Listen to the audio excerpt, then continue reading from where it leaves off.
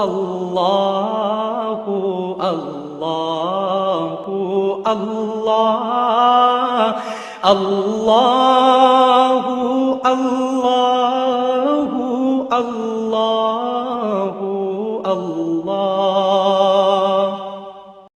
چوتھی زندگی شروع ہو گئی، عالم برزخ۔ وہ زندگی ہے، موت نہیں ہے، اس کو تو سب مانتے ہیں۔ عذاب قبر ہم مانتے ہیں، قرآن سے ثابت ہے۔ بعض لوگ یہ سمجھتے ہیں کہ شاید قرآن میں ذکر نہیں ہے، غلط بات ہے، لیکن میرے پاس زیادہ وقت نہیں ہے۔ برزخ کے اندر زندگی کی ایک کیفیت ہے، اس کے اندر جیسے کہ ہمارے یہاں بڑی ویسے چھڑ گئی ہیں۔ حضور کی زندگی کیسی ہے؟ آیا ایسی ہے جیسے دنیا میں تھی یا اس سے کچھ مختلف ہے؟ تو میں کہا کرتا ہوں دنیا کی زندگی تو اتنی اچھی زندگی نہیں ہے، حضور کو جو زندگی ہے عالم برزخ میں، اس کا تو ہم تصور بھی نہیں کر سکتے۔ اس عالم برزخ میں کہا گیا شہداء کو وَلَا تَقُولُوا لِمَن يُقْتَلُ فِي سَبِيلِ اللَّهِ أَمْوَاتٌ بَلْ أَحْيَاءٌ وَلَٰكِن لَّا تَشْعُرُونَ۔ اللہ کی راہ میں شہید ہو جانے والوں کو اموات مت کہو، مردہ مت کہو، زندہ ہے، تمہیں اس کا شعور نہیں۔ ہمیں شہداء کی زندگی کا شعور نہیں، پھر صدیقین اوپر ہے، پھر انبیاء ان کے اوپر ہے، پھر رسول ان کے اوپر ہے، سب سے اوپر سید المرسلین ہے۔ کیا زندگی ہوگی، ہم کیا تصور کر سکتے ہیں؟ ما لا عین رأت ولا اذن سمعت ما خطر علی قلب بشر۔ بہرحال پھر یہ چوتھی زندگی آ گئی، پھر آئے گا، پھر سور پھونکا جائے گا، اور پھر فَإِذَا هُمْ قِيَامٌ يَنظُرُونَ، تو سب زندہ ہو کر دوبارہ کھڑے ہو جائیں گے۔ وہ یوم القیامہ ہوگا، کھڑے ہونے کا دن، اور اس سے ہمارا پانچواں دور شروع ہو جائے گا، حیات اخروی۔ اچھا، حیات اخروی کے بارے میں ہمارا کیا ایمان ہے؟ کیا وہ کبھی ختم ہونے والی ہے؟ وہ تو ابدی ہے۔ فَإِنَّهَا لَجَنَّةٌ أَبَدًا أَوْ لَنَارٌ أَبَدًا۔ یہ پوری زندگی تو زندگی کتنی بڑی ہو گئی۔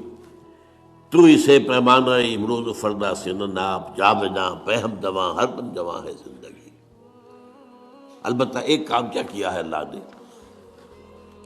یہ جو دو موتوں کے درمیان زندگی آئی ہے، پہلی موت جو کہ ہم عالم ارواح سے، اس کے بعد سلا دیے گئے، موت آ گئی نا، پھر اللہ نے زندہ کیا۔ پھر جو ہماری موت آنے والی ہے، میری اور آپ کی، ان دو موتوں کے درمیان ایک زندگی کا حصہ کٹ گیا اس میں سے۔ یہ لمبا پروسیس، وہاں سے وہاں تک، مبدا و معاد، انا للہ و انا الیہ راجعون، اس میں یہ چھوٹا سا ہماری زندگی میں سے حصہ کاٹ کر اس سے ایک امتحانی وقفہ بنایا گیا۔ خلق الموت والحیات لیبلوکم ایکم احسن عملا۔ اس نے زندگی اور موتیں تخلیق کی ہیں تاکہ تمہیں آزمائے کہ کون ہے تم میں سے اچھے عمل کرنے والے۔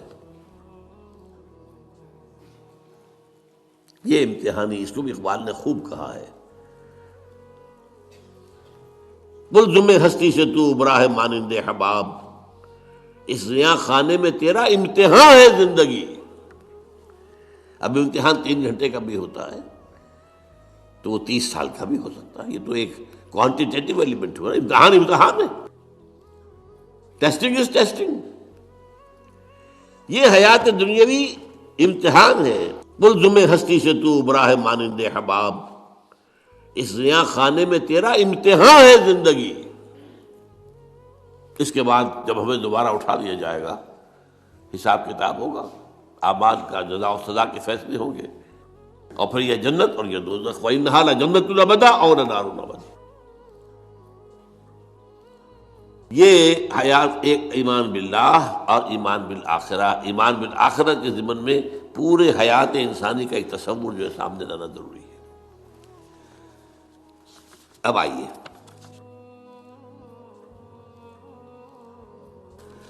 میں نے کہا تھا تخلیق کے بارے میں کچھ باتیں آپ کو بتاؤں گا۔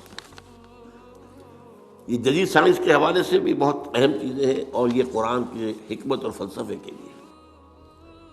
بدقسمتی ہماری یہ ہے کہ ہمارے جو فلسفی مسلمان ہوئے ابن سینا ہو، فارابی ہو، کندی ہو، جو متکلمین ہوئے جنہوں نے عقل سے کام لے کر قرآن کی تفسیریں کی ہیں. امام راضی ان میں بہت بڑے مقام پر ہیں، اور ہیں بہت ہیں. کچھ صوفی مزاج صوفی ہے، فلسفی ہے. ان سب نے اپنی زیادہ تر گفتگو کا دار و مدار یونانی حکماء اور فلاسفہ کی بات پر رکھی ہے. سقراط اس کا شاگرد، افلاطون اس کا شاگرد ارسطو. ہمارے متکلمین، ہمارے فلاسفہ سب ارسطو کے شاگرد. ہمارے صوفیہ اکثر و بیشتر افلاطون اور پروٹائنس، فلاطینوس ان کے شاگرد. لہذا مولانا روم نے بڑا شکوے کے انداز میں کہا تھا، چند خوانی حکمت یونانیہ. تم کب تک یونانیوں کی حکمت پڑھتے رہو گے؟ یونانیوں کا فلسفہ پڑھتے رہو گے؟ یونانیوں کی میٹا فزکس، یونانیوں کی منطق. چند خوانی حکمت یونانیہ، حکمت قرآنیہ راہم میں خاں. کبھی ذرا قرآن مجید میں جو حکمت دی گئی ہے، جو فلسفہ دیا گیا ہے، جو حقائق بیان کیے گئے، کبھی ان پر توجہ کرو. اللہ تعالیٰ توفیق دے. میری دلی آرزو ہوگی کہ آپ میں سے جو ذہین لوگ ہیں، ظاہر بات ہے کہ یہ میدان ہر شخص کا نہیں ہے. حضور صلی اللہ علیہ وسلم کا جو افرادی انفرادی سطح پر انقلاب برپا کرنے کا پروسیس ہے، 4 الفاظ ہیں اس میں ٹاپ پر آتا ہے حکمت. یتلو علیہم آیاتہ یزکیہم ویعلمہم الکتاب والحکمہ. حکمہ یہ تعلیم محمدی صلی اللہ علیہ وسلم، تربیت نبوی صلی اللہ علیہ وسلم، اس کی سب سے اونچی منزل ہے تعلیم حکمت. تو ظاہر بات ہے کہ ہر شخص اس کا اہل نہیں ہوتا. یہ اللہ تعالیٰ نے ظاہر بات ہے سب کو ایک جیسا نہیں بنایا ہے. جسمانی قوتوں کے اعتبار سے بھی فرق و تفاوت ہے، ذہنی صلاحیتوں کے اعتبار سے بھی فرق و تفاوت ہے. جن لوگوں کے اندر یہ فلسفہ اور حکمت کا ذوق ہو وہ اس معاملے میں آئیں، سوچیں، پڑھیں. میری یہ چند باتیں ہو سکتا ہے کہ ان کے لیے چشم کشا ثابت. وہ کتاب اس وقت میری جو ہے ایجاد و ابداع عالم، وہ آؤٹ آف پرنٹ ہے، موجود نہیں ہے. انشاءاللہ جلدی ہی پرنٹ کروا لیں گے دوبارہ. دیکھیے تخلیق کا مرحلہ اول عالم امر ہے. اللہ کا ایک حکم کن. انما امرہ اذا اراد شیئا ان یقول کن فیکون.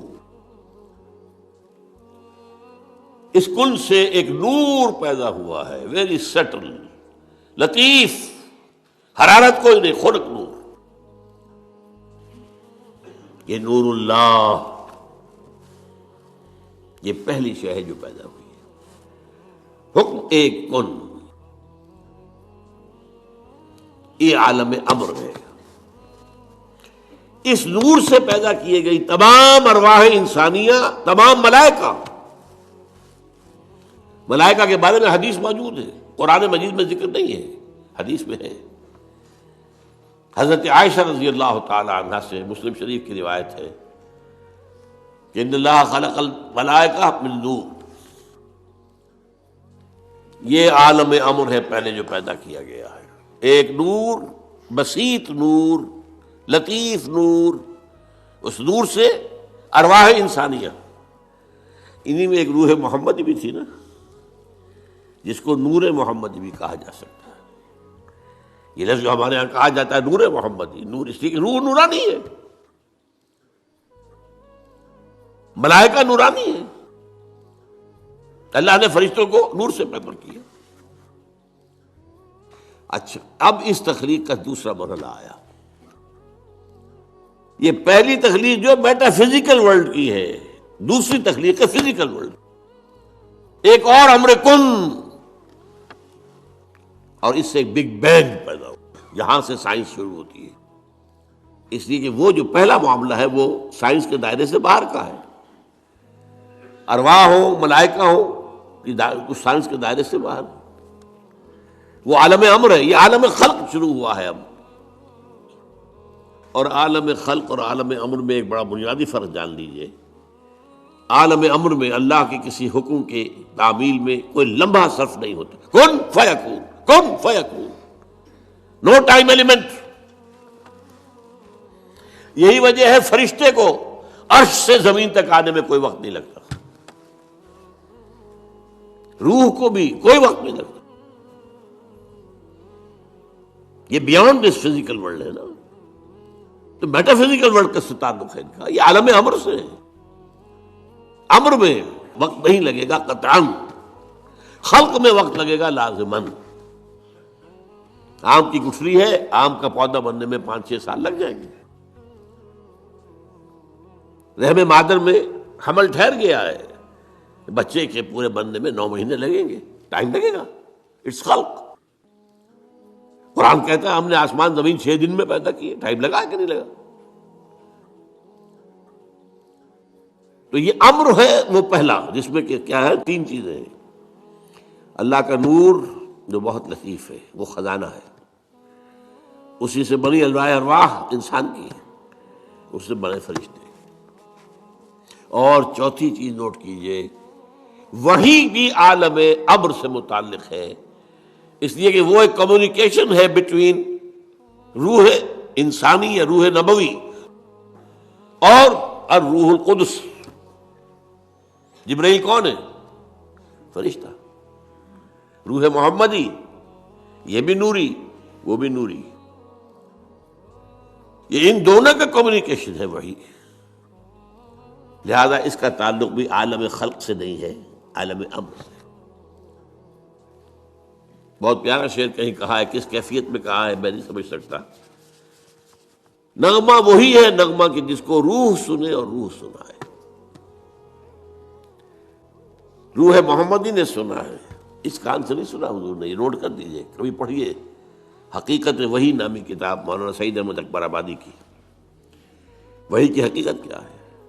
وہی براہ راست قلب پر جاتی ہے، اس کان کے واسطے سے نہیں جاتی. یہ کان عالم خلق کا ہے، قلب عالم امر کی شے، روح کا مسکن ہے. وہاں روح ہے، روح محمدی ہے. فَإِنَّهُ نَزَّلَهُ عَلَىٰ قَلْبِكَ، اس کو اے نبی اتارا ہے اس فرشتے نے آپ کے دل پر براہ راست. تو نغمہ وہی ہے نغمہ کہ جس کو روح سنے اور روح سنائے. دوستوں ایسے کہ آپ لوگوں نے آج کی ویڈیو دیکھی ہے اور امید کرتا ہوں کہ ویڈیو آپ کو پسند بھی آئی ہوگی. جیسے کہ ڈاکٹر صاحب نے بیان کیا ہے عالم برزخ کے بارے میں، بہت ہی بہترین بیان کیا ہے. تو دوستو ہم دعا کر سکتے ہیں کہ اللہ تعالیٰ ڈاکٹر اسرار احمد کو جنت میں اللہ تعالیٰ اعلیٰ مقام عطا فرمائے. تو دوستو امید کرتا ہوں کہ ویڈیو اگر پسند آئی ہو تو اپنی قیمتی رائے ہمارے ساتھ ضرور شیئر کریں. والسلام. اللہ اللہ اللہ اللہ اللہ